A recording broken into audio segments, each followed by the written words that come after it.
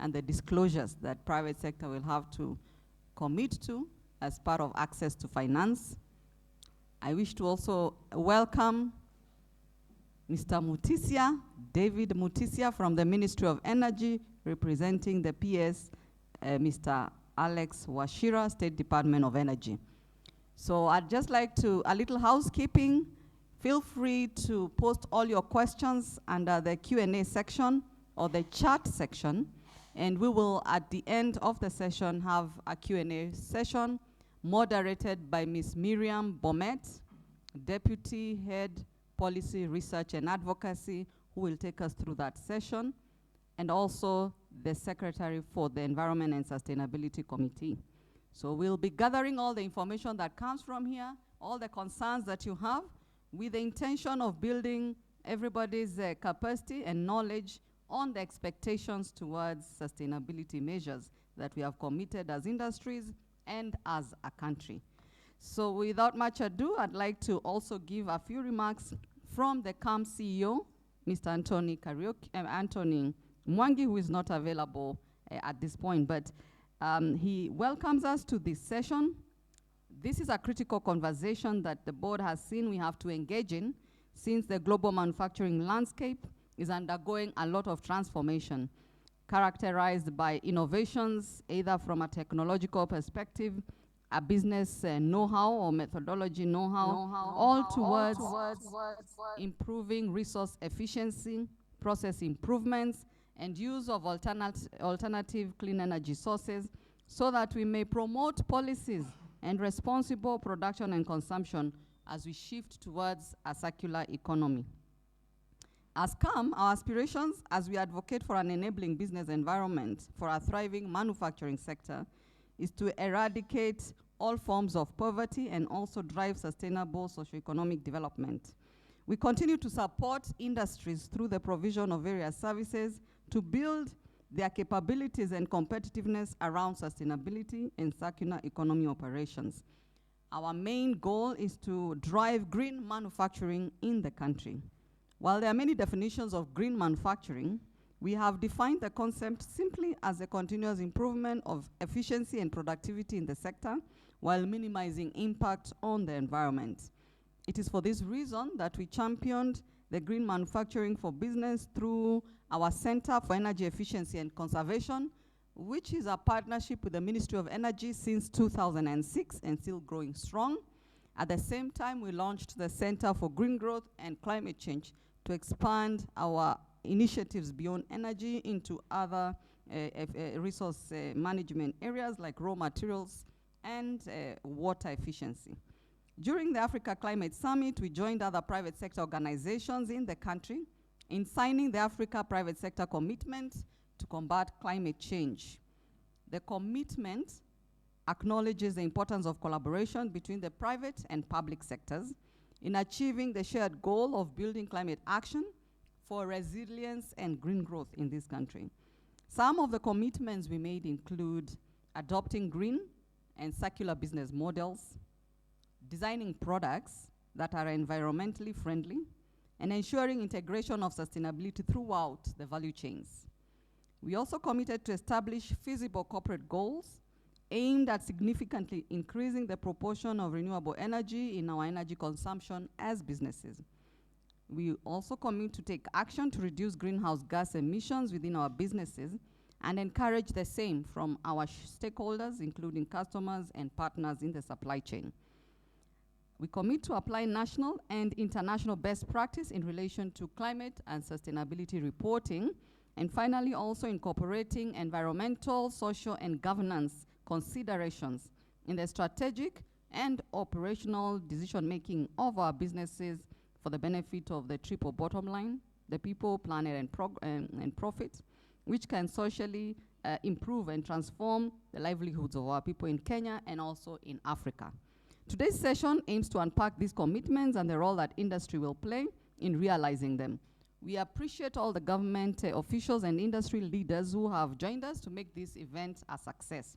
So without much ado, I'll invite Mr. Martin Ochieng to take us through the industry practices and the commitments that we have made and any case studies that he may wish to share. Welcome, Martin.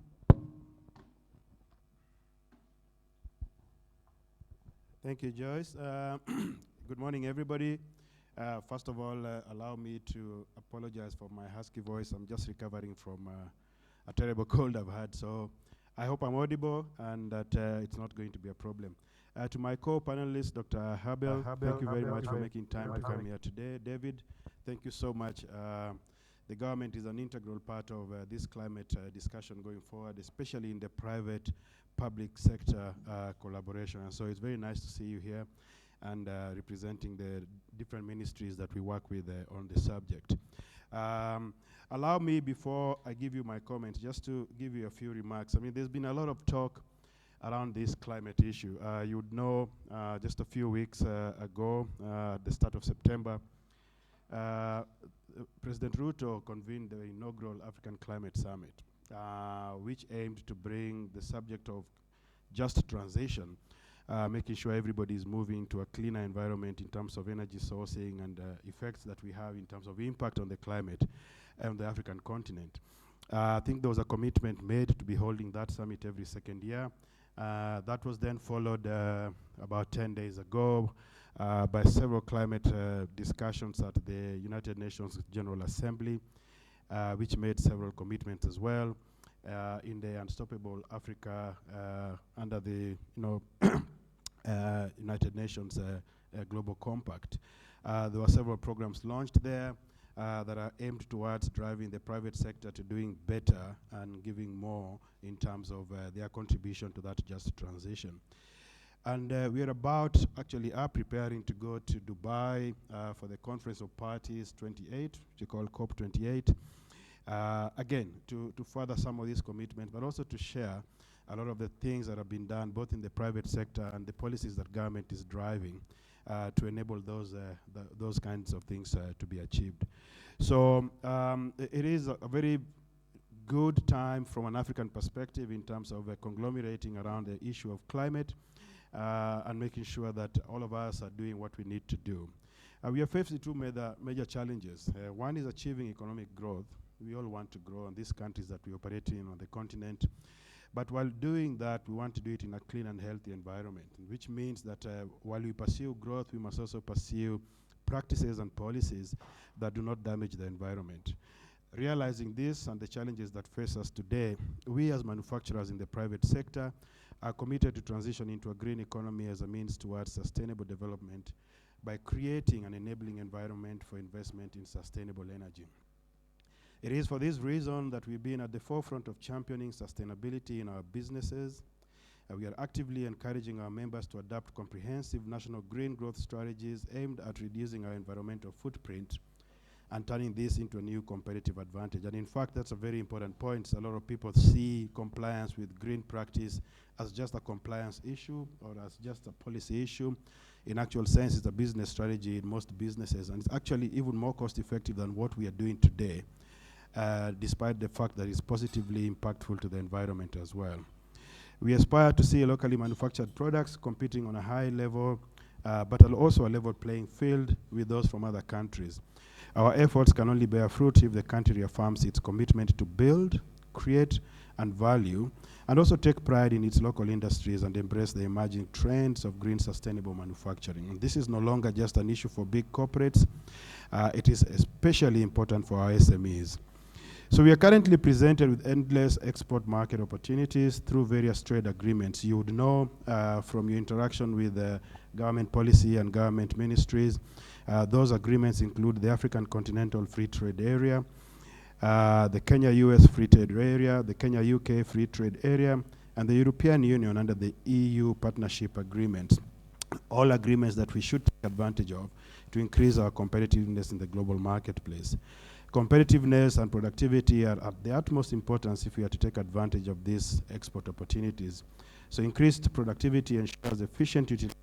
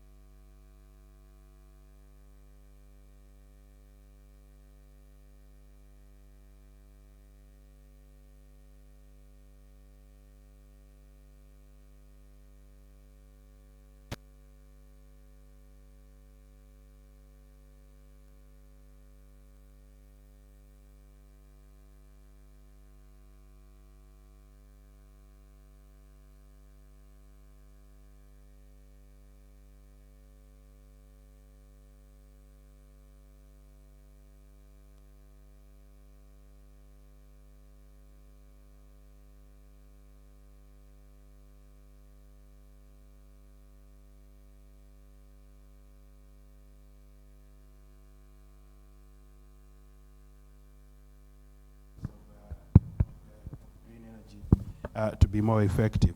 We therefore continue to develop programs that support green, sustainable, and inclusive growth for manufacturers, cultivating sustainable and green practices to help organizations become more efficient, competitive, and profitable. At CAM, you'll know one of our 4 key strategic pillars is to drive export-led growth. So in other words, we want to increase manufacturing, but we also want to increase manufacturing for export. To do that, we have to go green. So investing in green technologies, improving energy productivity and accessibility to all is vital towards achieving those SDGs. So in conclusion, if you could allow me to just down remarks, the global consumer nowadays is demanding manufacturers prove to them that they manufacture in ways that strive to be carbon neutral. An outcome of this is the transitional and transformational conservation finance in Africa, which aims to compensate the continent for the strong carbon and tackling climate change that we have here, and for storing that carbon, because we probably have in the Congo forest and in some of our African environments the biggest store of carbon in the world. We need to be compensated for that. As the cost of renewable energy falls, more actions are committing to carbon, more nations rather are committing to carbon-free energy generation. Improved governmental policy support for renewables is also paving the way for continued global growth in the sector. And I think David will tell us what's going on in the Ministry of Energy with regards to encouraging people to transition to green power so that we can see more and more achievement in this place. As an association, we continue to advocate for green sustainable practices to ensure that we have proper favorable legislative framework in place to help us to achieve some of these SDGs around the climate subject. Through the Center for Green Growth and Climate Change and the Center for Energy Efficiency and Conservation, we offer direct technical and financial support to you, our members, and we hope you can take advantage of that as we encourage you all to take advantage of the different services offered in our centers at CAM Secretariat desire going forward. So allow me to stop there and say that this is not something that is a luxury anymore. This is something that we are required to do, not just by legal policy and legal frameworks, but by our commitment to the future so that we can leave the world a better place for our children. Thank you, Joyce. Thank you. Let's appreciate Martin. Thank you so much for the good overview and the remarks on what's happening, not just locally, but globally, and the expectations. Thank you so much. I wish to now invite Dr. Habil Olaka from Kenya Bankers Association, the Chief Executive Officer, to give us the perspectives from the banking and finance sector. Thank you.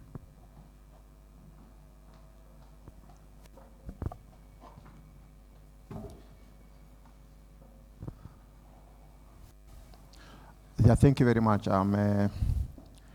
Let me also start by recognizing my co-panelists, Martin and David, for gracing this occasion.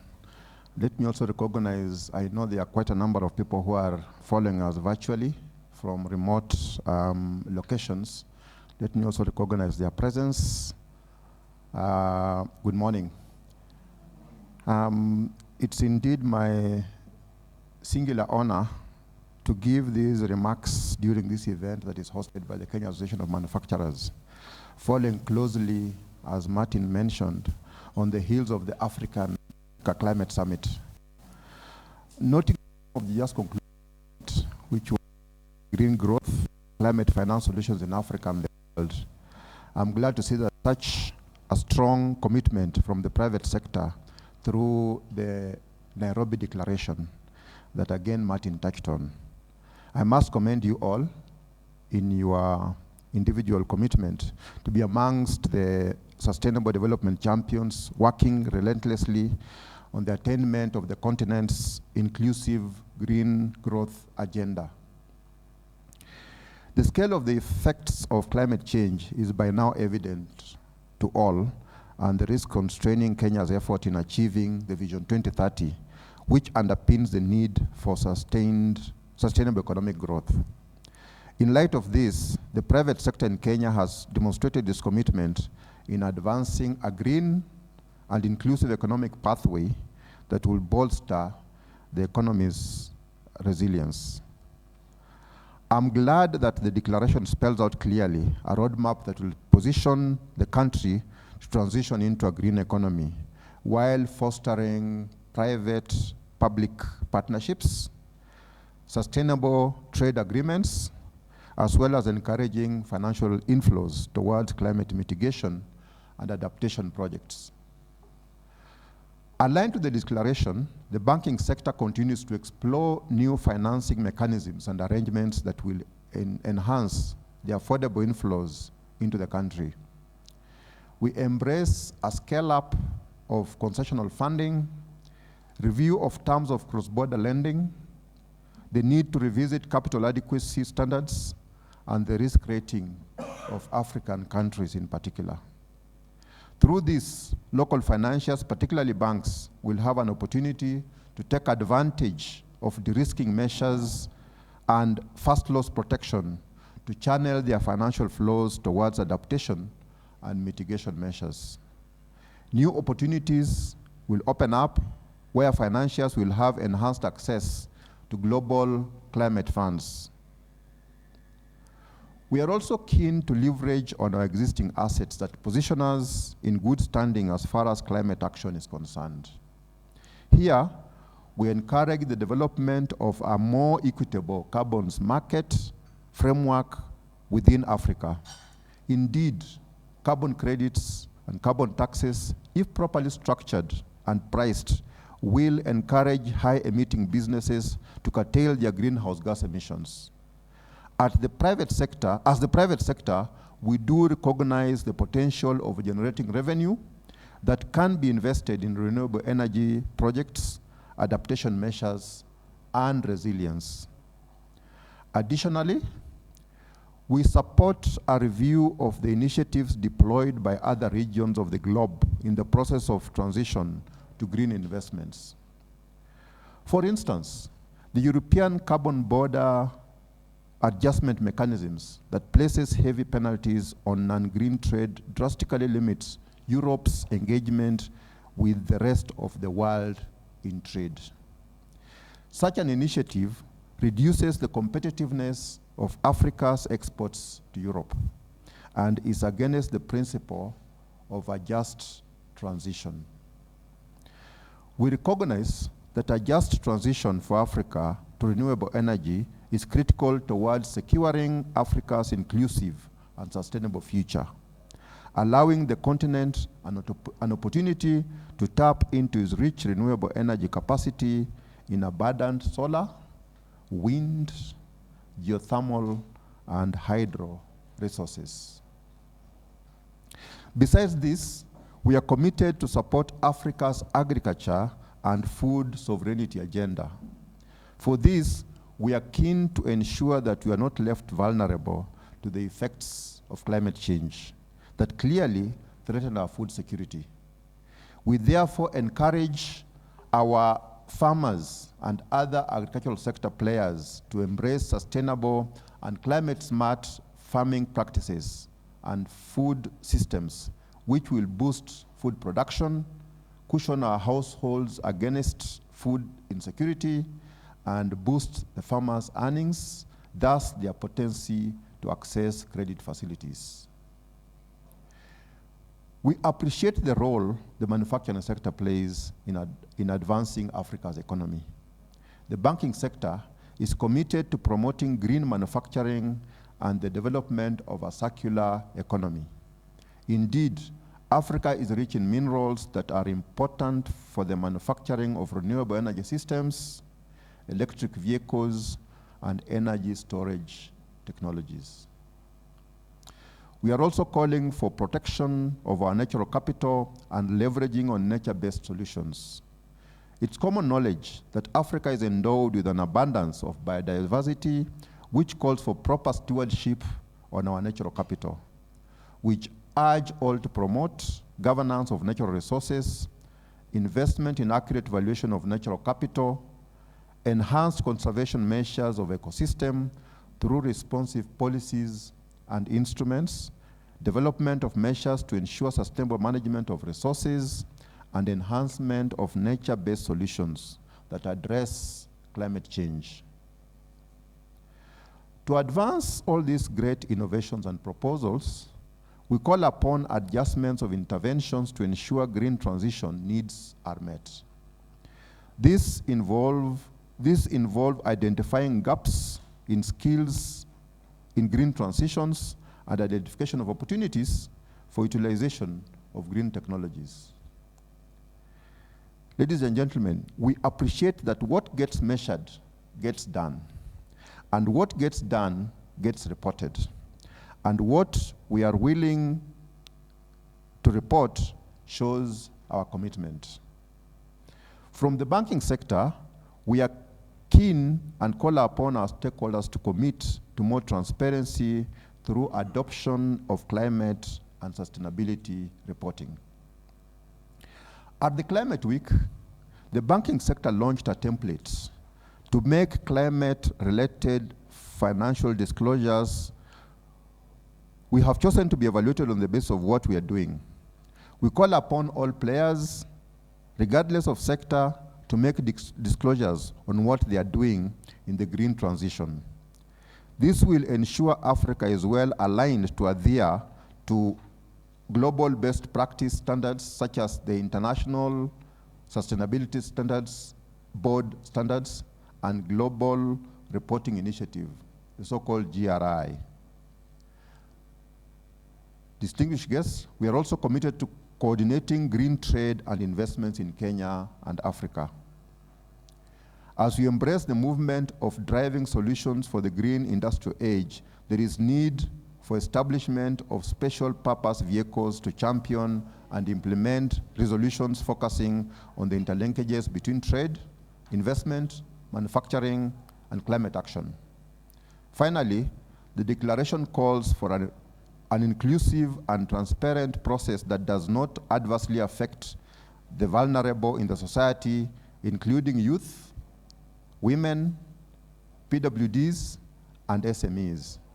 The resolution made by the private sector ensures that vulnerable groups are not left behind. I'm glad that KBA was part of the team that contributed to the declaration. As KBA, we have made some strides since 2015 in enabling the banking industry to drive green and inclusive growth through our Sustainable Finance Initiative, dubbed SFI. Through the SFI program, we have been able to reach over 50,000 bank staff. I acknowledge some of whom, of course, have left the banking industry, but they still remain our ambassadors out there. And the staff have been impacted with our sustainable finance e-learning training geared towards enabling financiers to make financial decisions that address socio-economic and environmental concerns. We have also successfully advocated for fiscal incentives, such as tax exemptions on the green bonds to spur the establishment of a green bonds market in Kenya. And as I conclude, ladies and gentlemen, allow me to appreciate the private sector players for coming together and agreeing to take strides into the future in the Nairobi Declaration. Let us structure programs together that leave none of us behind. It is a significant step towards greening our economy. Thank you very much. Thank you so much, Dr. Habib Olaka, CEO, Kenya Bankers Association. We've heard that we need to record, some of our actions, green investment actions, and be transparent about it to access finance. Thank you so much. At this point, I'd like to invite Mr. David Mutisia, Ministry of Energy, Renewable Energy Department, representing the PS Department of Energy, Mr. Alex Wachira. Welcome. Thank you, Joyce, and good morning, colleagues who are attending this webinar. I want to acknowledge our dear brother, Martin, from CAM, and Dr. Olaka, who have provided us with a lot of ideas on how the manufacturing and financing in Kenya are advancing. And in this field, then I want to bring the voice of the Ministry of Energy and Petroleum and say that I represent the PS, Alex Wachira, for the department or the State Department of Energy. His apologies that he could not join us today. Nevertheless, we want to say simply that we are committed to align ourselves and actions to the global aspirations on climate change matters. And through this, we have laid down strategies and ways of achieving our targets as we, together with the rest of the world, aim and to strive to target these achievements that we look at, be it SDGs, be it the Paris Agreement, NDC, and all that. We are committed, and we have committed ourselves to continue championing. And that was demonstrated by Our Excellency, the President, when he actually volunteered to host the inaugural Africa Climate Summit. That was an eye-opener that Africans are ready now to discuss their issues of climate. And it was quite encouraging to see high turn-up for this event, and it was a way of committing that we want to move together in this fight. The climate issue, the climate discussion cannot be handled by an individual or an individual country, but rather it needs to be actively discussed among the stakeholders, the countries that are polluting, the countries that are being affected. We all need to come together, and this was a declaration that African countries are aware of their position in this agenda. It was very good to see the countries declaring that they acknowledge that climate change is the single greatest challenge facing humanity and single biggest threat to all life on Earth. That commitment, that realization and acknowledgement will go a long way, giving us the space at which we will develop. It also showed, they also discussed at length, and there was now a demand for urgent and concerted action from all nations to lower emissions and reduce the concentration of greenhouse gases in the atmosphere. One other recognition by African heads and participants of this conference is that African cities and urban centers are growing rapidly. And in 2050, they will be home for 1.1 billion people. That is an opportunity that we need to capitalize on in terms of reducing poverty, inequality limit planning, capacities, and other urban dynamics which increase people's exposure and vulnerability to hazards and have thus. We have now seen how cities will give us a challenge, and we are also supposed to be prepared together to face those challenges. When we talk of the cities, these are the places where we'll find buildings. Buildings are high energy consumers. So we need to plan effectively to supply adequate supply of clean energy to cities, to the buildings, to the dwellings, for commercial purposes and for domestic use. So while planning in cities, they will give us an opportunity now to concentrate our actions so that as we plan our energy, we need to know how much we are spending, we require, and how best we can use that. And that has been our spirit going forward in terms of energy management, energy conservation, energy efficiency. So that is an opportunity that we want also to look at the way we move our goods and services and people in the cities. How much are we polluting and how do we plan for that? That was a good opportunity for us to identify this as an investment area that will call for action, because if we don't concentrate on the cities, then we are going to affect the climate much more than we envisage too. It is also in the cities that also we find challenges on how best we can solve challenges of solving transport issues. Again, you'll find that there's a lot of challenges of pollution as we move. And then that is the reason why we have to look for solutions. And as we look for solutions, we also discover how best we can use our resources positively. There is also another recognition that was clear in this conference.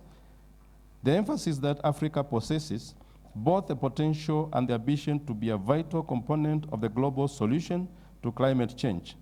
It is home to the world's youngest and fastest growing workforce, coupled with massive untapped renewable energy potential, abundant natural resources, assets, and entrepreneurship spirit. That has been demonstrated and talked about by our director here from CAM. And given that space of digitization, we also have an opportunity to invest or to tap the potential for investments. If you look at the space of the young professionals that we have and the digital space that we have, we are finding a lot of innovations within our youth. And these are, we want to challenge industries to take advantage of this because it's an investment that we are valuing. We continue as a government to invest a lot on knowledge management and skills development. And we want to thank CAM through the CEC that we've continued to create that, that ability to get professionals on energy efficiency and conservation that are not only satisfying our needs, but we are also exporting that knowledge to the regions that are around. As we endeavor to create more awareness on energy conservation and utilization, we want to call upon other partners now to come and help us change behavior. And we are also calling upon other stakeholders, especially Minister of Education, so that we can look for a way of working together on behavior change. Curriculum, possibility of influencing the curriculum so that we can inculcate behavior change at early stages so that what we are fighting now, as we try to create awareness on energy efficiency, can be started early in life. So together, we are also seeing the possibility now that we are going to use this space of influencing the young generation together with the potential for digital space to create green employment and to influence generation and consumption of power, which is green, and also utilize that energy in an efficient manner. We will be responding to your questions as far as it is concerned, but more so, our thrive, our ambition is to encourage partnerships, as has been demonstrated the way the Ministry of Energy works with the CAM through the CEC. And this will spur now other nations that have come and witnessed what we are doing to do the same. In energy efficiency and conservation space, because CAM requested me to come and talk about that, we cannot do that alone. We also, as a government, we want to push regional collaborations so that we can encourage consumption of energy in a better manner. Otherwise, we will not get to achieve what we are looking for when our borders are porous and the standards and policies in the region are not harmonized. So that is also another opportunity that we have to harness. So talking about that conference, talking about issues that are affecting us together in the region and in the continent, I'm sure the governments now are going to be working together in order to realize that goal of harmonized standardization of goods and services so that we reduce the hazard or the danger of Africa becoming a dumping ground for technologies. With that, ladies and gentlemen, I want to welcome you to this webinar, and we look forward to thorough interaction as we go forward. Thank you. Thank you so much, Mr. Mutisia. We can clap for him again. Thank you so much. We appreciate government's call for partnership. And we also appreciate the partnership we've held with the Ministry of Energy for more than 18 years. And we've been discussing about great opportunities, which I was hoping would have come out of the speech, to host the 8th Global Energy Conference next year in June 2024. And we shall also be hosting the 20th Energy Management Awards at the same time, and it will be quite a great event for all of us as Kenyans to participate in a global space right here in our, is it doorstep? I don't want to say backyard. So thank you so much. We now move to the next session. Just a quick brief on what the center does. For those who are ready, we are willing to do capacity building to the industries and any other players as we partner with different stakeholders, including Kenya Bankers Association, so that we may be able to jointly be members. I had, Dr. Habil saying we need to be members of good standing in climate action. I really liked that. The accountants like saying that they are members of good standing in their professions. So now we have a new buzz sentence. Yes, members of good standing in climate actions. So to get there, we have a very good approach to that. And please, if we could display the PowerPoint. So at the Center for Energy Efficiency and Conservation, which is a partnership with the Ministry of Energy and Petroleum, we have in the past 18 years been supporting industries on technical assessments, which includes energy audits, water audits, and other types of audits in terms of looking at performance of the industries and then giving recommendations on energy conservation measures. We've also gone into great partnerships and linkages with various stakeholders, including development partners in terms of aid, those in development finance, to build capacity of industries in technology upgrading, and also just investing in green technologies, as well as influencing the policies and regulatory framework that would be conducive in promoting best practices in green investments and generally green manufacturing. We've also gone into a lot of trainings, publicity and awareness, and policy interventions. So since inception, we've been able to do 1,900 energy audits with the different industries here in this country. We've also supported 1,650 professionals to be certified energy managers, certified measurement and professional protocols, certified carbon footprint analysts, also certified water efficiency professionals, and many other certifications that we've supported these professionals to be able to support industries to transition. We've done a few pilots on water and wastewater audits, 31 of them, and this is a high growth area.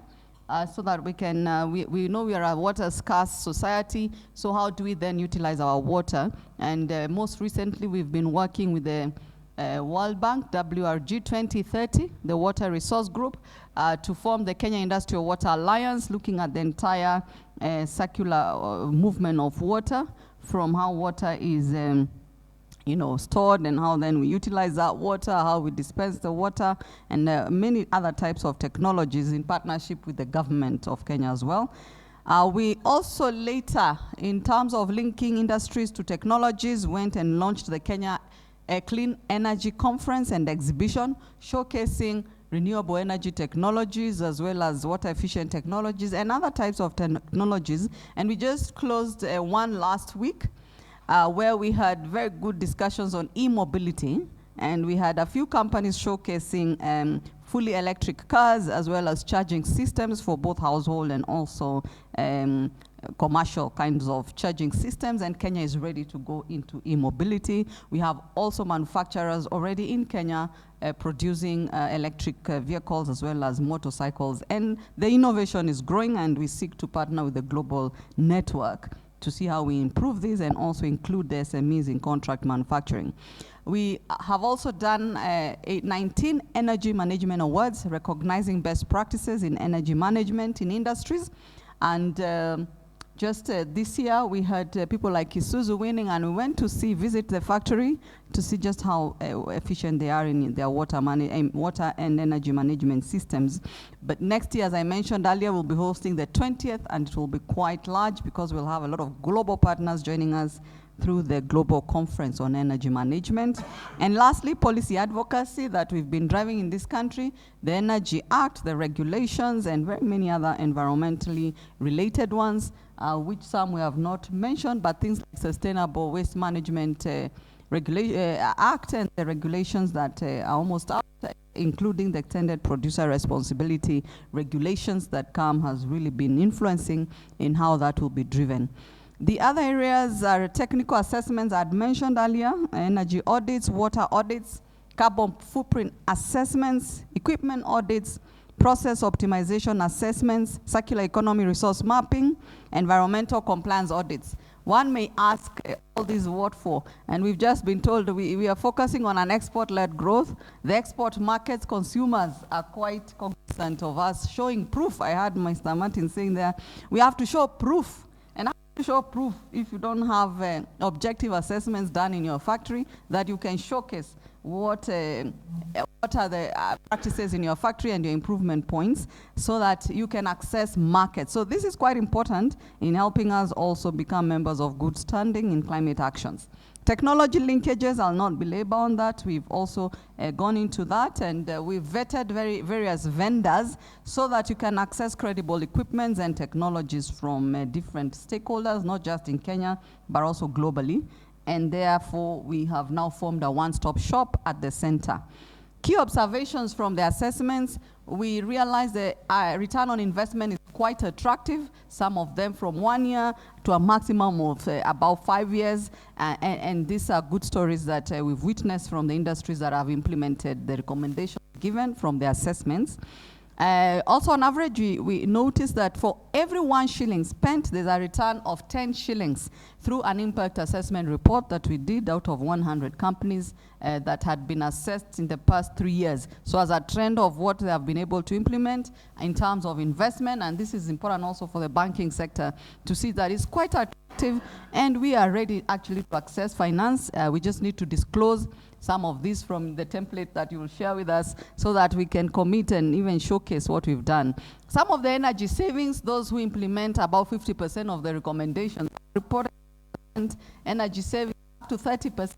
For those who implement actually 100% of all the recommendations, we have seen them saving up to 50% of their energy costs. We have one industry that even saved a total of 50% of their water consumption. I won't name names, but one of the companies in food and beverage, out of doing a water audit, all those change of technologies. Even in the toilets, some people have installed toilets where if you pass, the toilet just flashes. You don't need to use the toilet.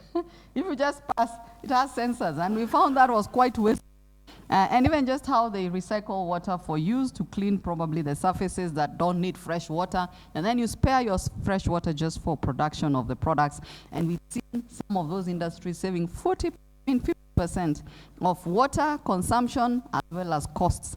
And they can use that money then to invest in other areas that would then benefit the organization from a sustainability perspective. Through the Energy Management Awards over 18 years, we've done an assessment of 100 companies. They've been able to save 14 billion shillings just from the energy conservation measures that they were able to demonstrate. This is not potential, this is actual savings through our verification visits to these industries and looking at the records, and about 2014 gigawatt hour savings. These are real savings that we can showcase to the world in terms of what industries are doing on the ground. Behavioral aspects have also saved a lot of energy, just switching off the lights as you leave the room, how we use our gadgets, and making sure that our behavior reflects conservation measures. We've also enhanced the role of measurement and verification just to support industries. And I heard what gets measured gets done, and what gets done gets reported. So measurement and verification is a critical element in sustainability. And when you see people not reporting, it's not that they have not done anything. They have just not measured. And that is a big gap that we have seen in industry. So, and if they measure, probably they're using the wrong instruments or the wrong measurement tools. Probably the calibrations are wrong. So we find that, you can have 3 kinds of equipments measuring the same thing and giving different numbers. So we are also working on making sure that we have calibrated properly, working with the KEBS and others in terms of looking at equipments and the standards of measure, including best practices on the performance of equipments. Publicity and awareness remains a major area that we are working on, and we are inviting partners so that we can increase awareness around sustainable manufacturing practices, and also visiting different industries that have opened their doors for us to go there and learn practicable solutions that they've been able to implement and what it has done for their business. One of the companies actually told us, by implementing some of the practices for the last 10 years, they've been voted among the top 3. These are multinational, among the top 3 factories in their global network in terms of sustainability practices, happening here in Nairobi. So these are good stories that are not told loudly, and we would like to share this. And out of that, they've invested in a major factory that will supply the rest of the world with very high-end products, simply because it makes sense to do business here in Kenya and to invest here. So we are proud to say that we've been part of this journey of helping industries grow their sustainability measures, as well as become competitive from a global landscape. So the other area is trainings. So we do a lot of trainings. I've already mentioned on energy auditing, whether certification or general knowledge, boilers and steam. These are critical areas that industries find they need a lot of knowledge to be able to grow, and areas that are high energy consuming. We have also pneumatic conveying and compressed air systems trainings, certified measurement, I mentioned earlier, and professional verification professionals. These are all international qualifications, actually. We've partnered with the Association of Energy Professionals from the US, and that's the certification that we've been using over the years. And Mr. Mutisi alluded to the fact that we are trying to localize this to increase access to these skills and certifications to the Kenyans across the country, because for the time being, it's not easily available unless you go through some partnerships, but would like to scale this through the technical colleges and the universities. So we've seen this happening in the accounting profession, where they started with international certifications and later they localized the certifications, and now so many Kenyans can actually be certified accountants. Solar training as well, we've partnered with Strathmore to do solar T3 training, and we started by supporting Strathmore through a partnership with a development partner to set up solar panel systems under CC. And through those solar panel systems, where they have acquired a lot of savings anyway through some and others, we've been able to offer trainings to share that knowledge to other technicians, partnering also with the renewable energy technician professionals. The other area, the most recent, has been carbon auditing professionals, just to increase the capability of industries to audit their carbon footprint, at the same time move towards net zero. And we have a few industries that have made commitments to be at net zero by 2030. And we are walking that journey together here in Nairobi. So it's not to some of them, but it's news to the smaller businesses and those that have not really thought through how then they will start measuring their carbon footprint. Environmental compliance trainings has been another one that we rolled out 3 years ago. And this is quite comprehensive in partnership with the Nairobi County, as well as NEMA and other stakeholders, assessing all elements of your environmental compliance, starting with air compliance, looking at issues of waste, water, or rather what we were calling air, solid, liquid, all those elements, and how you manage them in your industries just to reduce impact to the environment. And lastly, a circularity optimization, and that's when we talked about circular economy aspects. And we started with the first loop forum. Loop simply means closing the loop. That means, closing that circular network so that there's zero waste. And we started with the first one last year, actually this year in February, after watching what happened in Denmark. And you can Google Loop Forum Denmark and Loop Forum Kenya. And a lot has happened there. And we'll be hosting the next one next year alongside the UN conference. So under energy efficiency, really, I've mentioned all those. Policy interventions, we have been quite strong, and I had mentioned that earlier. probably what I need to put emphasis on benchmarking standards on energy use intensity that affects also manufacturers of energy equipments and how we process that. We are currently monitoring, Mr. Mutisia, areas of how we can access net metering, because that's very attractive for industries as we all look at captive power and then how we benefit from the grid. But the essence really is, besides the reducing cost of power for manufacturers, which is quite a competitive element, is also to assure us of reliable, high-quality power, because blackouts can be quite dangerous for manufacturers. So these are just investments that we urge also the government to work with us to make sure at least we have no blackouts and we have consistent power supply.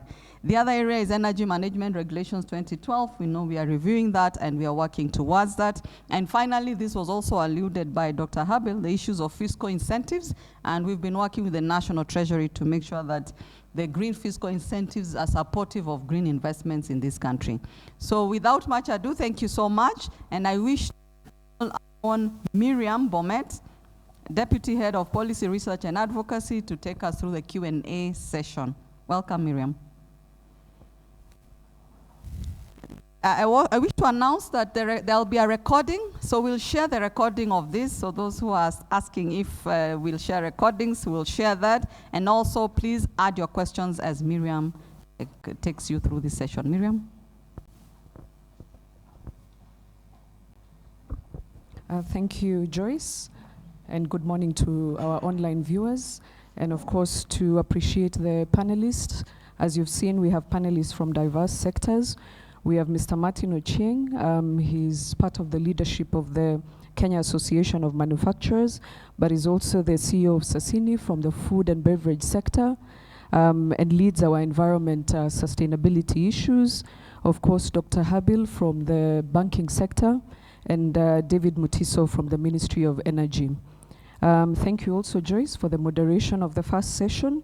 We now move into the interesting part, and where we engage you after listening to our panelists and of course the updates from the Kenya Association of Manufacturers on the work they are doing to support our sustainability and our climate change interventions. I believe the information has been able to spur your interest in climate change issues and sustainability, and also you've been able to gain information on climate change interventions that are taking place in the country, both in the energy sector, manufacturing, and also in financing. So for this session, we'll be quite interactive. We have a few poll questions for you, and I hope that the team will be able to put them up so that we can just see where we are in terms of climate change issues. I think the first question has been put up. What was the year that the climate change agreement entered into force? Because you're all virtual, please participate in the poll as we go through. It's good to be able to gauge your understanding, and so that you're able to know that. So the other part of it, so please fill in the first question. We have a few more minutes. There's a question: do you feel that Kenya is doing enough to combat climate change issues? There's also a question there. We are seeing the answers coming in. We also have our third question. What are you doing as an individual who attended the discussions today? What are you doing to contribute to climate change issues? We are aware that we have diverse participants there. We have influencers of policy. We have industry players who have joined. We of course have people from different sectors, whether it's non-governmental organizations who are supporting to raise awareness. We have sectors and participants from the banking sector. So we've tried to put in a few questions. So I can see the answers are coming in. Thank you for your participation. As we continue to get feedback from the polls, we've also received questions. We received prior questions before this discussion, and we'll be able to ask the panelists questions for them to respond to us. And then, of course, we'll be able to answer you from the live chat questions that we are receiving. So please feel free to include any questions on the question and answer or on the chat. We've already received a question. So I think we can close in the polls. I think we have been able to get feedback, and we can see the results. You can see from there, the answer is 4th November 2016. I think we have a large number of participants who are quite aware that the climate change agreement, which is now known as Paris Agreement, came into force on 4th November 2016. You can see that it's not so far ago, but of course we are trying to see now how far have we gone as a country, as Africa, as the global community, because the years are going through. So congratulations to everyone. I think majority have been able to know that. So do you feel Kenya is doing enough? I think no. I think that's the sentiments we are getting all over. Now that we have Mutiso here from government, please send back the information that we need to do much more. I think private sector is willing to support and to work with government to move forward, but that's very good feedback, and I think we continue to engage as an association with different government agencies, and we'll be able to pass the message that we need to do more. So you can see also everybody is doing a lot of initiatives and interventions to be able to combat climate change in their different areas, whether it's influencing policy change, and you can see there are a number of them. Of course, majority are the industry business players, and it's because this forum was dedicated to them also, to just create awareness in the manufacturing sector, in the banking sector, what is it that needs to happen. So thank you for the feedback. You can see financing, you can see research. Maybe we need to get in more research people to support us, because there are a lot of areas which we have to get into in research, whether it's the papers that we do, whether it's R&D in industries. But thank you for your feedback. I think this has been enlightening, and at least we've been able to get good feedback from the participants. So in terms of the questions now, so we now move, thank you for the panel questions, the poll questions. So now I think we can move to the panel, the panelists to ask a few questions that we had received. So we'll start with the first question. It's on financing. So one of the key issues that African leaders put forward in the Nairobi Declaration was the need for accelerated climate financing mechanisms. It was one of the issues that they put forward. So for Dr. Habil, how can the banking sector drive this pursuit by African leaders in Kenya, especially supporting micro, small, and medium-term enterprises, especially in the manufacturing sector? Dr. Habil.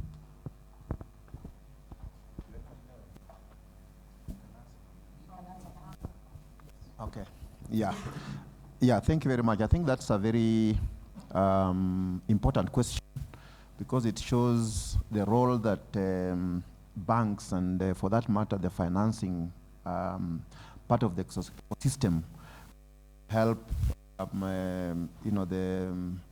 the pursuit by especially the SMEs in terms of coming in not only economic development, but in terms of greening the ecosystem.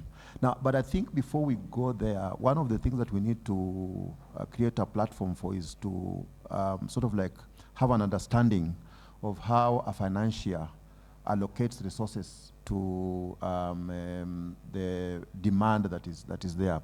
And essentially what would happen is that because banks in particular, for example, they rely on the deposits from the depositors to allocate that to the investment portfolio that they have. And there is always a probability that when that money leaves the door of the bank, it may not come back. That's a risk that you have got to take into, because on the other hand, you are unlikely to be able to tell the depositor that I'm not able to pay you because I've not been paid on the loan that I gave out. So you sort of like have got to price that risk of the fact that the money, when it leaves, it may never come back.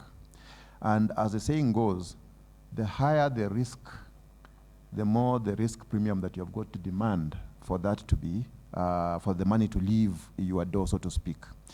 Now, naturally, SMEs, because the question I think is centered on the SMEs. SMEs tend to be of a higher risk.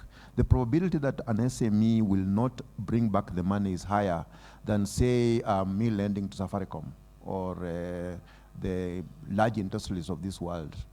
And therefore, you find that the risk premium that I allocate to an SME is much higher than the risk premium I allocate to a normal, large industrialist, low risk kind of borrower. Now, with that base of understanding, SMEs therefore have got a challenge in terms of accessing finance because of the fact that they are perceived to be a much higher risk than the normal, let me say the average borrower. And so how do we approach, to answer the question, how do we approach this setup? One of them is to focus on de-risking the SME so that they can then be able to access funding at an affordable price, so to speak. And therefore, there are a number of measures that need to be put in place. I would say the banking sector has tried to put some in place, but I think there are a number of measures that need to be put in place to attack that problem of de-risking the SMEs. At the KBA, we initiated a program called the Inuka Enterprise Development Program, whose whole purpose was to de-risk the SMEs so that they can be able to access funding from the banking sector. And that was at that advent of, you recall there was a time when we had interest capping measures in the banking sector, where the very SMEs that were meant to be supported were the ones who could not access funding at that price that had been legislated upon. So the approach we took was to de-risk the SMEs so that their risk posture can come to within what has been legislated, so that they can be able to access funding at that legislated price.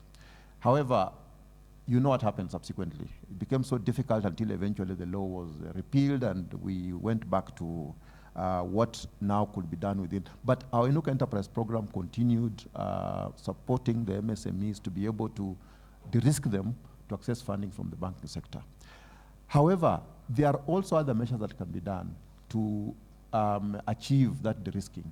One of them, for example, is you can have credit guarantee schemes. Credit guarantee schemes sort of like take up part of the risk. And therefore, from the perspective of the bank, the risk is reduced, and therefore you find credit flowing into the MSMEs. And you've got an example, like for example, the National Treasury already has got a credit guarantee scheme that is targeting, supporting the MSMEs, even though the capacity is not adequate. If you look at how much has been put in that scheme, vis-a-vis the demand is not adequate, but at least a starting point. And if we can focus maybe encouraging the other multilateral development partners to come in with capital into that scheme, it can be quite effective, and in terms of supporting the SMEs that are targeted by that credit guarantee scheme. We also have another approach where we've got blended financing. Blended financing structure whereby you do not just rely on one source. And this is because the need for SMEs is quite diverse, and depending on the stage at which they are, they may not necessarily need debt. Now, banks only give debt. They don't give the other forms of capital. For example, the patient capital, which is a structure that is more on the equity side than on the debt side.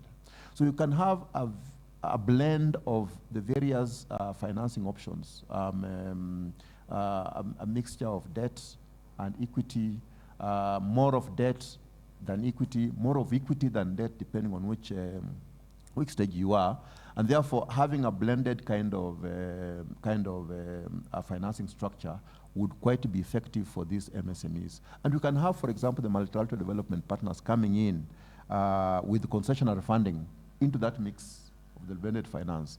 And because they have got access to the international capital markets where they can be able to access capital that's cheaper, they can then infuse this into that mix. And from that, MSMEs can therefore be able to tap in to get the appropriate funding mix that they can be comfortable with. But I think I will not have done justice to the question without looking at the wider picture that the question is trying to address. And that is accessing finance by the vulnerable. By this, MSME, I think, was just an example. We have other groups that are actually vulnerable and not able to access funding, like, for example, the youth, who are the most innovative that you have around, but access to finance is a challenge for them.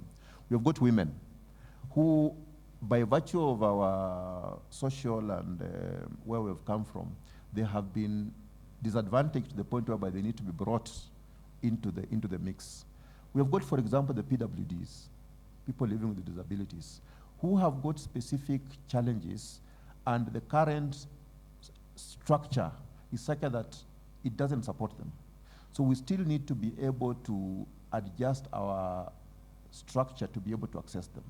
I'll give an example. For example, currently, we are really drumming on innovation. So we, for example, finance now is available on your mobile. And so we're trying to make it as innovative as possible to try to provide these products on the mobile and make it as accessible as possible. But you know, some of those innovations, they actually throw people with disabilities further and further away from being able to use that equipment or that gadget. If, for example, somebody is visually impaired, and you're putting some fancy things on the mobile so that the person can access and he can't see, you are not helping that person. In fact, you are alienating him further from being able to access that facility. And you can go on and on and on in terms of what we need to do to ensure that those who are excluded out there are actually brought into the mix and be included. When you talk about the ESG, I think we tend to forget the S. We focus on the environmental, but the S sometimes has got a much bigger impact. Thank you. If I could just add, I think financing is broader than commercial financing. So Apple has handled that very well. So when you think about commercial banks and what they need to do, especially for green projects, thank you. I think you've really covered that. But there's also public financing. There are multilateral commercial banks, the IMF, the World Bank, African Development Bank, that are eager to participate in financing big government projects towards just transition. As another discussion point that needs to be had. I think Africa is saying we have so many resources in our asset base that are not being considered in our balance sheet. So our financing requirements are then, more expensive than other parts of the world. Two, why are we paying higher interest rates than financing projects for green transition in, say, Germany? And so we need the government to also, and to help the government to start negotiating around these issues of why should Africa pay more, when in actual sense, we are the continent that is contributing least to this degradation in the climate. And then last is for corporates like ourselves in Sasini, where that financing is self-funded. So you choose to do these green projects, and you finance it through your OPEX, your everyday operational expenses, and so you help to achieve those goals as well. It's very broad. It's not just about banks lending to people to then do those projects. That's what I wanted to add. Thanks. Thank you so much, Dr. Habil. I think that's been quite enlightening to hear what the banking sector is doing, of course, through the support and leadership of the Kenya Bankers Association in Kenya.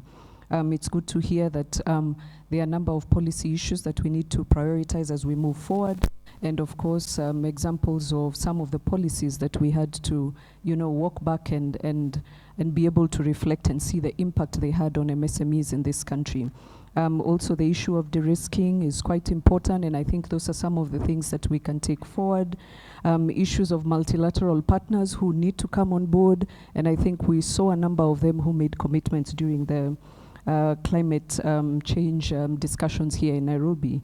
Also issues to do with the vulnerable, a lot of social issues, and I think he's reminding us that we need to implement ESG in totality, looking at the environmental issues, looking at the economic side, and also not leaving out the social issues that are quite important and which will rope in the youth, women, bring in the innovation we need to see, and of course, persons with disabilities. And those are people who we've continued to let them be marginalized, and a lot of interventions need to be put forward. So thank you so much, and thank you for Martin for adding in and just giving perspectives around support by industries. The second question now is relating to the manufacturing sector. It will go to Martin. So Africa and Kenya, Kenya's economy relies heavily on the agriculture sector. So how can manufacturers leverage on the sector's opportunity to combat climate change? Thank you. Yeah, thanks. That's an important question. And I guess let me add to the question as well before I attempt to answer it. Africa is home to 60% of potentially arable land that is yet to be optimized for food production and food security. It is also home to 60% of the young population able to work and innovate and drive some of these solutions that we are looking for. It's home to the world's biggest carbon sink. It is home to, potential in leadership, both in corporate and in the public sector, that allows for that eagerness we are seeing coming out of the climate summit, for example, with those declarations to make changes going forward. And so we are the answer to this question in terms of going forward. But if you look at the African continent and all the nations that are in it, especially in the sub-Saharan part and the southern part of the continent, those economies are agro-based. Kenya's economy is, I think, 65% the GDP driven by agriculture. The bulk of that is in small-scale farming, in cash crops and subsistence crops that drive the economy. Sasini, if you allow me to give you that example, is the biggest agricultural business in the region. Grows tea, coffee, avocado, and macadamia for export in huge amounts. And has been doing that for 70 years. And our similar companies like Sasini on the plantation side of things account for about 40% of the country's production of these cash crops.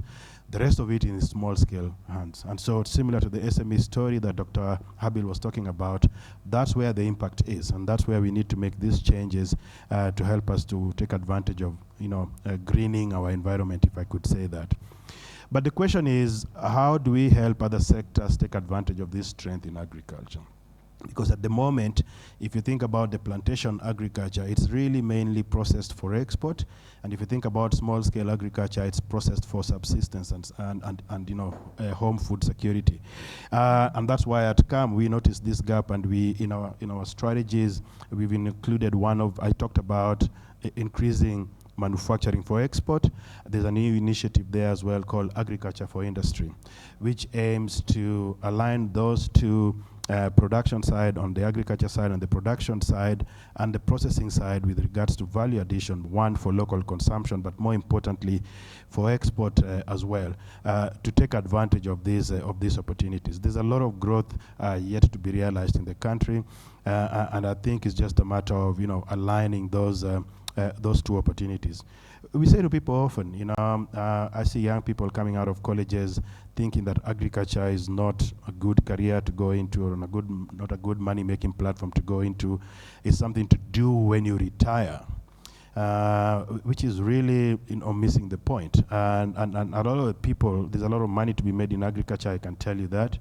And so the earlier people get into this, the better. And so what people don't know is that there are resource centers in companies like ourselves that can help you to choose what crops to go into, how to get into these new ways, regenerative agriculture approaches that will make sure that your practices are green and that your products are relevant, especially for the export market.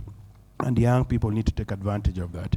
We also have specific programs now where we are driving not just good human rights practices so that there are more people willing to go in there without feeling oppressed, but we're also driving good labor practices, so things like equal pay for value of work. There's no reason why a guy driving a tractor to harvest tea should be paid more than a lady driving the same tractor to harvest the same tea. So we're doing those things in the industry, and that is encouraging, one, more women to get into the industry, but more people to see the opportunities in agriculture as well. And then thirdly, in the bucket of the environment, a lot of us grew up with agriculture being tilling the land to grow food for consumption. Now, the concept is do that while leaving the environment better without impacting negatively on the environment. And so that calls for you to practice regenerative agriculture, planting of trees, carbon sinks that can then help towards net zero, or in fact net positive in this country is very, very possible. And then removing the concepts of bad business in all we do. Anti-corruption as a mantra would help to link those opportunities in the value addition to the production side of agriculture as well. So I think there's a lot that can be done there. But if you listen to me, you'll think that these are things that can be done. I can tell you now, these are things that are being done. And there are many organizations that are already doing this. What we need to do more is report on them. You're seeing companies like Sasini now doing ESG reporting. And the reason we do those reports is not to brag. The reason we do those reports is to share what we are doing so that other people can learn from those and also do the same. And the good thing with reporting, like Dr. Habil was saying, you can't report something you're not doing. What are you going to write in the report? So the moment you start reporting means you're doing something towards that report. And the report is just an avenue for you to share with other people so they can see your good practices or areas of improvement. But more importantly, to give commitment to the general public so that you also can be held responsible and accountable for the work that you do and the needle and the way you can move that needle in the environmental and food security space. So I would say there's quite a bit that is being done by agricultural sector to stay green. Thank you. Thank you so much, Martin. Again, quite enlightening for all of us to just hear the opportunities that are there in the agriculture sector, not only for Kenya, but for Africa in terms of arable land. The youth that we have who are quite innovative, quite skilled, ready to move the country forward, and also, of course, Africa, and a lot of issues that are supporting the agro sector in Kenya and supporting our economy. Also, the challenges around small-scale businesses, small-scale farmers, and why we need to have targeted interventions to this particular group so that we can move forward. It's also good to hear that the large companies are supporting their value chains, whether it's through the association's initiatives around the Agriculture for Industry pillar that seeks now to provide opportunities to its entire value chain. A company like Sassini is telling us that they are already supporting small enterprises who they are engaging with, guiding them around what the market requires, youth who are there, and they're always willing to ensure that there's growth across their value chain. Important issues that have come out, other supportive issues which have to be incorporated and mainstreamed in the agriculture sector and for each and every company, whether it's human rights issues, whether it's labor issues that need to be there, governance issues around corruption. All of those now encompass how we can take advantage of the opportunities that we have in the agriculture sector to support climate change combating in Kenya, and of course, which will contribute globally. So thank you so much for that. I think we can now move to the other question for the last panelist. It's on energy issues. So of course, we do understand that energy is a major input to boost manufacturing output and their competitiveness. So the question that has been asked is that what is the energy sector doing to ensure investors of affordable and reliable energy supply are supported in this country? Thank you. Mr. Mutisa. Thank you. It's an interesting question, and I will approach it a bit differently. I will start from where my dear colleagues ended, the agriculture. We need to grow demand for electricity. We need to share how we receive this electricity so that affordability will be achieved. If we just take power to a community for lighting only, for simple things, then the mathematics there will not be favorable for the big consumers, and you know it. So we need to take this power to the people, because that is a social responsibility for the government, but we also need to see that power being productive, gainful income to the communities, especially in the marginal areas. So as we have been struggling to enhance supply of electricity, we also need to enhance usefulness of that power. And I want to address the issue of productive use of renewable energy, especially. If these communities are encouraged to do business, not just getting electricity for the sake of it, because it has to be taken there. If they can raise their generation of income from that power that they are given, then we are going to get a lot far. If we use renewable energy productively for agriculture, improve on the value chain of agriculture, cooling, transportation, then we might spur economy even in those regions that we say they are marginalized. So the government is also trying to come up with guidelines on how to enhance productive use of renewable energy. And together with the CAREA and GOGLA, we have, as a ministry, worked on those guidelines, and we are moving now to a strategy on how the communities can enhance their income through the use of the available power that they get. If it is on the grid, they encourage more use of that for gainful use, and then they are able now to pay for power. And then now I start now answering the question. When we were doing the Vision 2030, we were saying, all right, we'll do this, we'll do that, we'll demand this amount of money. There was the 5,000 plus megawatts projection, and we were ready to generate, but you can't generate that which you can't consume. So we have to move in tandem. So we encourage growth through SME, small and medium enterprises. We need to grow demand so that private sector can also generate that electricity, because the policies are there encouraging the feed-in tariffs for you to generate power to go to the mix, and then it is used. But you can't generate when it is not being used. There is a pipeline of IPPs waiting to generate, but we can now allow them to do it. And when the space is opened more, then the economies of scale now will play in, and the cost of power will come down. So when we are growing the infrastructure to reach as many people as possible, and for the last mile connectivity, you know how we advanced from very low percentages to 76 where we are. That was calling for a lot of expenditure. And expenditure in electricity infrastructure is not little engagement. And also the de-risking of the geothermal power has also been tall order. So in general, as we boast of going green in electricity generation, then the cost element of doing that has also been bearing on us. And that is why relatively the power in Kenya, electricity is not that cheap. But in the long run, after we have invested in the infrastructure, we expect it to come down, coupled with a modernization of aging infrastructure, and also coupled with the usual way, reducing wastage, because most of the electricity generated is wasted technically and commercially. The technical aspects we are almost doing well. The distribution aspect is also not, it's getting attention, but the investments are high. Once that is done, we expect the power cost will come down. But overall, our electricity supply is clean, over 90% renewable. That's a big boost, even in the region. We are doing well. When it comes to reliability, I encourage you to go to South Africa, to go to Abuja, and you'll appreciate that we have come from far, from where we were.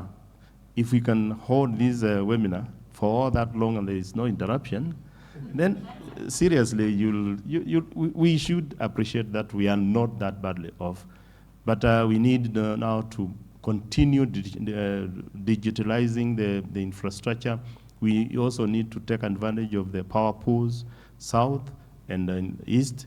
Like now we have less, we have challenges in supply. We are getting power from neighbors. Like now we are getting power from Ethiopia. We are encouraging to get more from southern region by completing the infrastructure going south. And with that interconnectivity in the regional pool, energy pool, we will promise reliability a bit. So give us credit where it is. Thank you so much, Mr. Mutiso. I think he's gotten a round of applause from here, and I hope the online viewers are also commending the Ministry of Energy. And indeed, as Mr. Mutiso is raising, for sure as a country, we have made a lot of milestones. I think sometimes we don't sit back and reflect and see where we are, but I guess the issue is about moving forward every time and taking yourself to the next level. And I think that's what Kenya does, and that's why we don't reflect much on what has been realized. And while I had the floor, I will say it was very surprising to see very low score on whether we are polluting or not. But I have a challenge here, which we also need to take care of, and it's an emerging issue. It has to do with industry, yes, but more so on the household's behavior and the way we consume energy for cooking.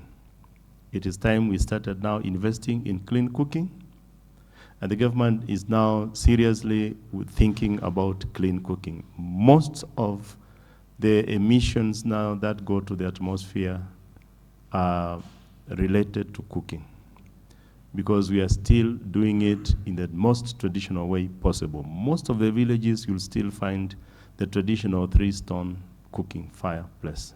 We need to change that.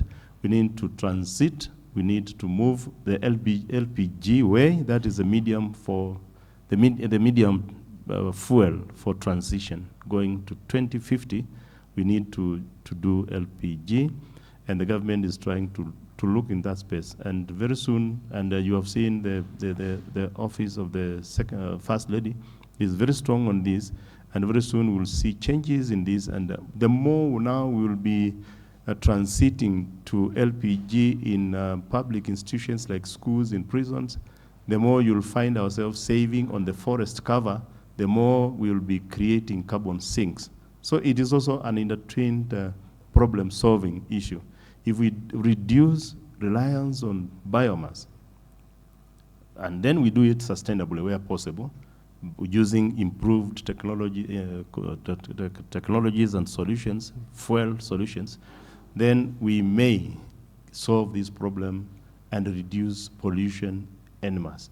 And more so again, because the percentage was also very low, it's because on transport, we have not been doing very well because we are relying on fossil fuels.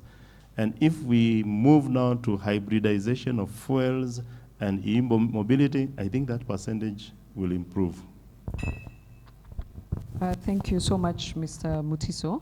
I think just his last comments are just highlighting the contribution of sectors that can help us move into this initiative that we are, as a country, continue contributing to get to net zero.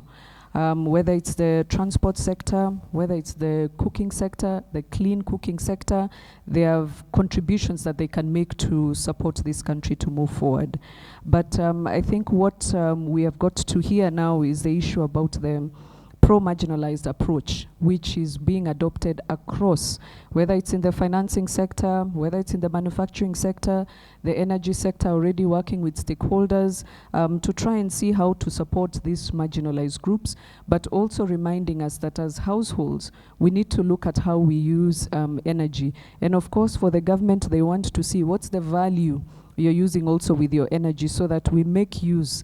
And of course, we have seen what is happening, not even globally, but even in Africa, in terms of reliability of energy. And we are seeing Kenya being able to sustain its energy production, and we are not seeing what our neighboring countries are going. So I think we really need to take seriously the interventions that we need to do at household levels, at industry and business levels, so that we can support the government in this initiative to ensure that we are using energy efficiently, and of course making sure that we are also not overusing what resources that we need to save on.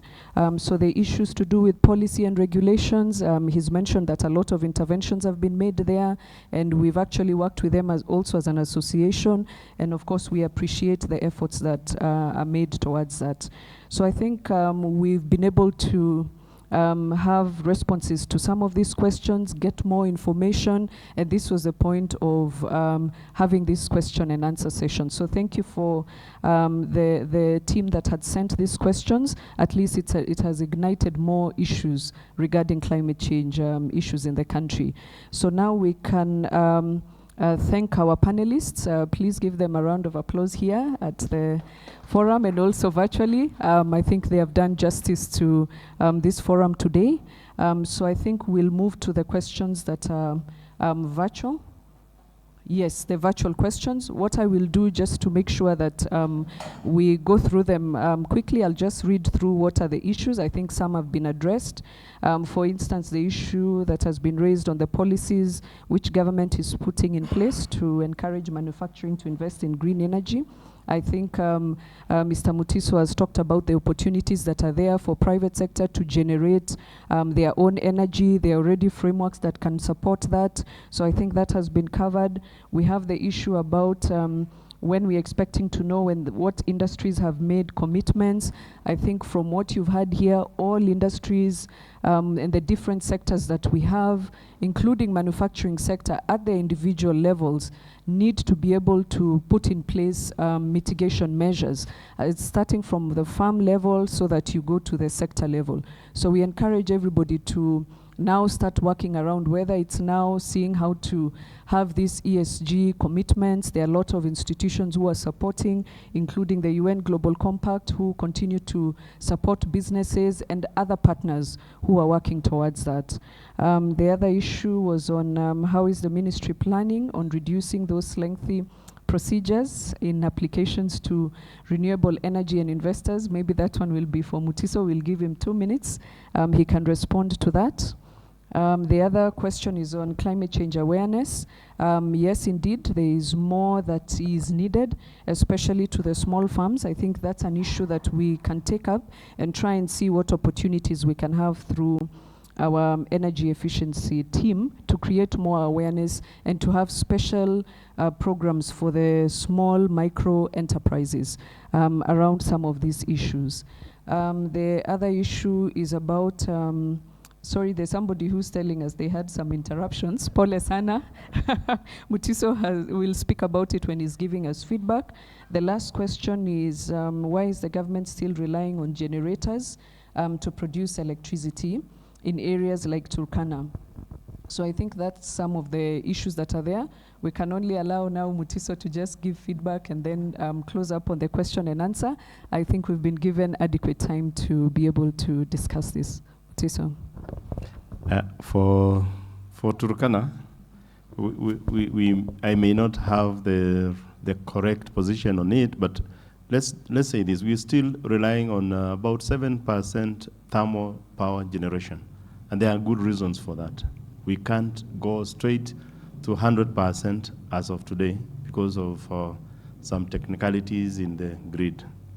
But we aim at going hybrid and eventually going renewable energy throughout. But for regions like Turkana, we have an elaborate approach supported by the World Bank to supply energy through solar, COSAP program. It is for the 14 undeserved counties that are doing isolated power generations, mini grids, and all those solutions are available. And it's only a matter of time that we reach such regions like Turkana. On the interruptions, twice, I hope that is not within Nairobi, but we expect still interruptions in the western region. And as I said, modernization of the infrastructure in those areas and the finalization of the transmission lines will eliminate to a great extent such unfortunate instances. About bureaucracy, energy is still a regulated space, and EPRA will always be trying to do the regulations. And if the processes are lengthy, we are open for advocacy. And we have always opened the doors for, and especially CAM. You're always there, and KEPSA. And we try our best to reason. And where we can reason, we undertake studies and impact studies to analyze the impacts of what we are suggested to do. And if it is working, we implement together. Thank you. Thank you so much for the additional feedback, Mr. Mutiso. Just to thank the online viewers for the interactive session. We have appreciated the feedback. I think we can continue with this discussion. My colleague Joyce will give you the email address to our CEC team, and you can continue sharing any feedback or any issues that you would like us to engage with our partners who are here. So for now, I would like to hand it over to my colleague Joyce. Thank you so much. Thank you, Miriam. We clap for Miriam. She's done a wonderful session for the Q&A, and quite a lot has come out off the cuff. Sometimes we hear the story is in the off the cuff. Thank you so much, Mr. Mutisia, for quite the elaborate explanation on what's happening, and we appreciate all the efforts that the government is doing. Also, thank you so much, Dr. Habil Olaka. You've given us quite a lot of views, and we know that we are open for partnerships. Same to Dr. Mutisia saying that doors are open for advocacy, and it is true. They have been open for advocacy for many years. And also, thank you, Mr. Martin. You have been quite helpful in shedding light, not just global level, also regional level, as well as company level, on the kind of things that you're doing just as a case study, so that people can understand that these things are already happening. And he has welcomed us to the resource center as well, to go there and learn, you know, especially the young people, to go and learn how it is to do business in the agri sector. I'll actually personally come to your factory. I've really liked that story, so that we can see how do we invest in agriculture for exports, and also sustainable agriculture. Very interesting stories there. I wish to bring this to a close with a short summary on what we've discussed. The first element I wish to highlight is partnerships, collaborations, development, cooperation. A lot has come out on how we can work with different partners on this roadmap to green economy in this country and globally. The other area that has come out strongly is awareness, public awareness, building that knowledge capacity. Now that we're in a knowledge economy for all persons and all citizens to learn about what the trends are, the know-how and the skills that we can build on. Also education, skills development, building capacity at personal level in terms of certifications, and also industry level and country level. The other area that came out strongly was innovation, how we can innovate as we go green, use of technology and taking advantage of the digitalization sphere that's really driving the global economic growth. The other area also enabling policy and legal framework, and also the incentives that can help us go green. We've also looked at aspects of reliable energy, so looking at energy supply, affordability, and the investments around that as a major area for growth, with the also knowledge that we are at 90% green in terms of the grid. So for investments, we are saying that once you invest in Kenya and use our energy, you're already 90% green on energy consumption. So that's a good investment attraction for people to come and invest in Kenya and even in the counties. The other area is on reporting, ESG reporting, and being responsible and accountable citizens has come out very strongly at personal level, corporate level, and also country level, how we report to also global frameworks, like we've heard of the COP28 coming up in later in the year, and other frameworks for reporting. And we've just committed to hosting every 2 years the Africa Climate Summit, where we'll also be required to be reporting. And we just mentioned we'll be hosting the 8th Global Conference on Energy. That's another platform. 9th Global Conference on Energy, another reporting platform. So we've been urged to take advantage of reporting, transparency as a way of also showing that we are responsible and good corporate citizens. So that's a call that has come through strongly. The other area is, of course, is access to finance, both commercial and public. And the commercial aspects, we have seen various ways of inclusion and de-risking to make sure that all can grow together in investments and green investments. The public finance came out strongly also, just looking at the different infrastructure development that can enable Kenyans to transition to green, especially big investments like what we've heard about the energy infrastructure. There is water infrastructure. We've had areas of agricultural infrastructure, the ports, so many things that the government also needs to play its part through public finance. And within that, investment opportunities. And we've had very strongly about the agricultural investment opportunities, and also the agriculture for industry aspects that CAM is running, and you're free to come and see how we are growing that study around agriculture for industry, so that we can increase sustainable production and consumption in this country, increase manufacturing, green manufacturing in this country, and also take advantage of the carbon markets through various strategies that have just been mentioned, and I need not repeat those. Under energy, we've been urged to also look at the household level and how we produce the right equipments for them for clean cooking. And there are so many other equipments. I know we've been encouraged to LPG. I heard one time somebody saying electric cooking is even cheaper. So I can cook my githeri using electricity. Somebody mentioned that it will be cheaper than using charcoal. I'm yet to try that and measure simultaneously to see whether it's actually cheaper. Our mindsets, unfortunately, we believe that charcoal is cheaper for making githeri, and wood also, and some things like chapati. So we need to have a mindset change and also believe and actually measure and confirm or verify that it is cheaper to go LPG or electricity way in our cooking. Transport as well, e-mobility. We've had the incentives coming up, and recently there was a launch of the e-mobility guidelines.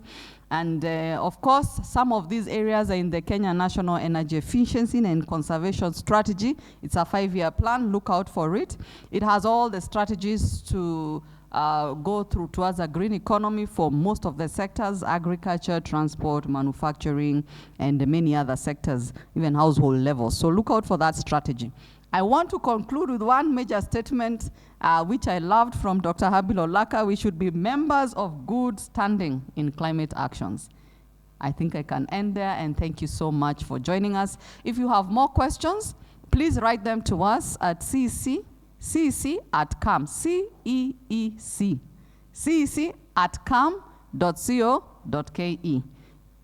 You can also write, if it is related to member issues, you can write to membershelpdesk@cam.co.ke. So we welcome you to keep engaging with us. And once again, I wish to thank all our speakers this morning, starting with Mr. Martin. We've heard he's also the CEO of Sassini, and he's opened doors for us to learn more from him. He's the chair of Global Compact, UN Global Compact Kenya Network here in Kenya. And he also represents us at the global level. He just most recently came back from New York to still give more information and share what we are doing here in this country alongside other networks from the rest of the world. And he's also the chair for Environment and Sustainability Committee at the Kenya Association of Manufacturers, representing Board of Directors as a member there. I wish to thank also Dr. Habil Olaka, the Chief Executive Officer from Kenya Bankers Association, and his team for doing such a great job to enlighten us, and also the partnership that we've started. We wish to grow this partnership so that we can help industries access green finance and promote green investments. And lastly, thank you, Mr. David Mutisia. We are so grateful for the Ministry of Energy. We have a strong partnership, and we wish to make it, to optimize it so that we can all benefit and make Kenya competitive through your services. With that, without much ado, I wish to also thank the CAM team. We have Miriam here, who has been moderating. We have Silas, who has been helping us with all the logistics work here. We have Grace from communication as well, supporting us. Thank you so much. Elizabeth, Cynthia, and Innocent, who have been helping with the technical work, and Peggy, who is also supporting social media, together with the team that is doing for us the digital work, the cameras, and the live streaming. Thank you so much, and do have a pleasant day. Asante.